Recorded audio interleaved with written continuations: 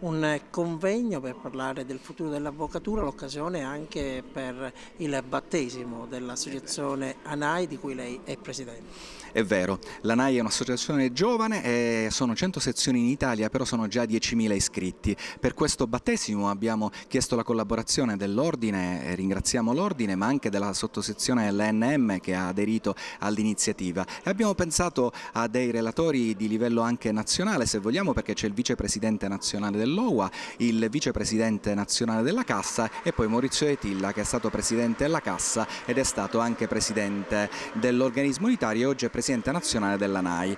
I nostri obiettivi sono quelli di operare a livello locale, ma operare anche cercando di disegnare il futuro dell'avvocatura partendo da Agrigento. Oggi parliamo di problemi contingenti all'avvocatura, ma anche di etica e cultura come possibilità che ha l'avvocato per recuperare il proprio ruolo sociale. L'avvocatura è in subbuglio, 15.000 avvocati hanno marciato a Roma in una grande manifestazione, abbiamo programmato una astensione, questo governo dovrà dimostrare che ha assunto una linea diversa, però la composizione del governo è la composizione dei poteri forti, c'è il rappresentante della Confindustria, il rappresentante delle cooperative, il rappresentante del mondo economico. Credo che il Ministro della Giustizia possa fare ben poco, poi non ha cambiato tutta la strutturazione del Ministero della Giustizia, che ha compiuto una serie di atti contrari ai cittadini, il filtro in appello, la obbligatorietà della media conciliazione, la distruzione della